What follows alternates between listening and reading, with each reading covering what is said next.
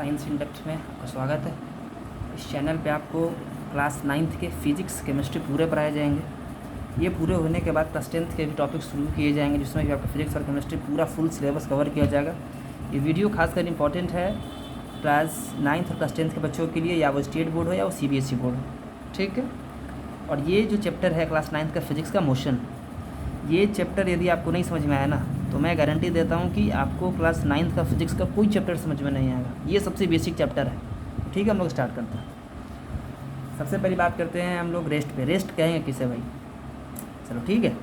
A body is said to be at rest when it does not change its position with respect to a stationary object. देखिए, हम किसी भी object को rest में तब कहेंगे जब वो समय बदलने के साथ साथ अपनी अवस्था को न बदले, अपनी अवस्था को न बदले, उसे हम रेस्ट में कहेंगे, ठीक है। और यहाँ पे आप देखो कि स्टेशनरी ऑब्जेक्ट जो है, यानी जो रुकी हुई वस्तुएं हैं, उसको रेफरेंस पॉइंट माना गया है, उनको रेफरेंस पॉइंट माना गया है in its around as time passes. आप एग्जांपल में समझो, जैसा कि ये देखो कि एक पर्सन यदि चेयर पे बैठा है तो क्या समय रुका हुआ है क्या? बिल्कुल नहीं, समय पास हो रही है, लेकिन वो पर्सन उसी चेयर पे बैठा, क्या उसकी अवस्था बदली क्या? नहीं बदली। वो पहले भी चेयर पे था, अभी भी चेयर पे है, और यदि नहीं उठा तो आगे भी चेयर पे ही रहेगा। तो समय बदलने के साथ साथ, है ना, उस पर्सन की पोजीशन नहीं बदली, तो हम कह सकते हैं कि हाँ, ये ऑब्जेक्ट है बॉडी रेस्ट में है। क्लियर है? मोशन की बात करता हूँ मैं। A body is said to be in motion when it change its position with respect to a stationary object taken as a reference point in its surrounding as time passes.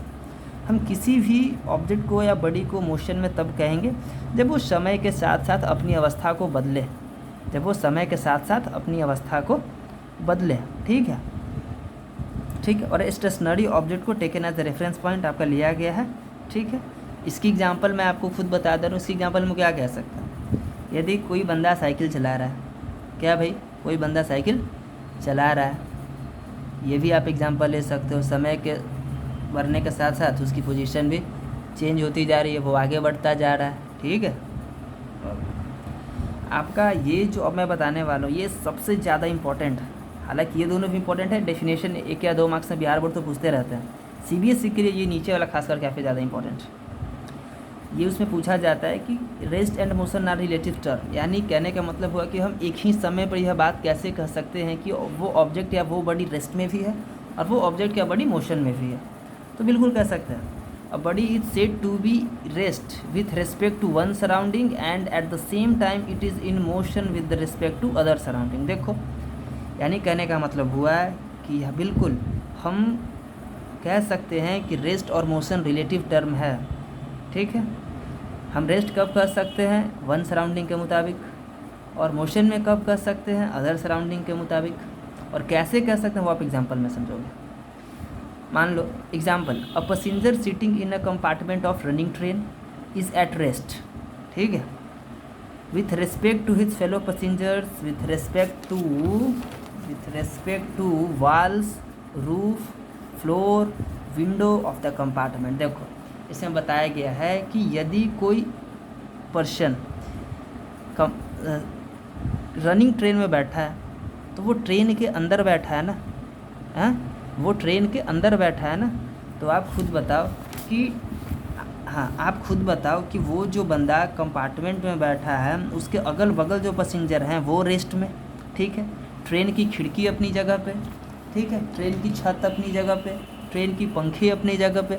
तो inside surrounding के मुताबिक देखो ना आप, inside surrounding के मुताबिक आप देखो तो सभी लोग रेस्ट में है ना, बिल्कुल रेस्ट में है, क्योंकि ट्रेन के अंदर तो सभी लोग रेस्ट में है। ट्रेन दौड़ रही है कि नहीं? पैसेंजर थोड़ी दौड़ रहा है, तो बिल्कुल बाकी सभी लोग रेस्ट में है। क्लियर है? Okay. But at the same time he is in motion with respect to trees, platform, lamp post, ये एक साथ है, lamp post outside the surrounding. लेकिन आउटसाइड द सराउंडिंग के मुताबिक देखा जाए तो क्या होगा? हम ट्री को पीछे छोड़ते जा रहे हैं, प्लेटफॉर्म पीछे छूटती जा रही है, लैम्प पोस्ट पीछे छूटते जा रहे हैं, और जो पैसेंजर और जो यात्री ट्रेन के बाहर हैं, ट्रेन के बाहर भी तो कुछ यात्री होते हैं ना, वेट करते होते ट्रेन के, यात्री को या कोई और दूसरा पर्सन कह लो, अनदर पर्सन कह लो, एक ही बात है। हाँ, तो जो लोग ट्रेन के बाहर हैं उनके लिए ये सभी लोग क्या है? मोशन में हो गए, मोशन में नहीं हो गए, मोशन में हो गए, है ना।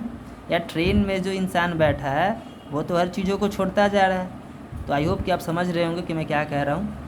और इस तरह से हम कह सकते हैं, एक ही समय पे कह सकते हैं, हाँ वो ऑब्जेक्ट रेस्ट में भी है और वो ऑब्जेक्ट मोशन में भी है, ठीक है।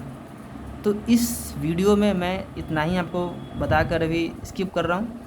नेक्स्ट वीडियो में मैं आपको डिस्टेंस और डिस्प्लेसमेंट, इन दोनों में क्या डिफरेंस है, ये मैंने आपको रेस्ट और मोशन की जानकारी दी कि रेस्ट किसे कहते हैं, मोशन किसे कहते हैं, और रेस्ट और मोशन रिलेटिव टर्म है या नहीं है, और है भी तो कैसे है, मैंने आपको ये बातें बतला दी, ठीक है। हम लोग नेक्स्ट वीडियो में किस पे बात करेंगे, डिस्टेंस और डिस्प्लेसमेंट पे। ये आपका लेक्चर नंबर 1 है। लेक्चर नंबर 2 में हम लोग इन सब चीज़ों का कवर करेंगे। थैंक यू, मिलते हैं नेक्स्ट वीडियो में।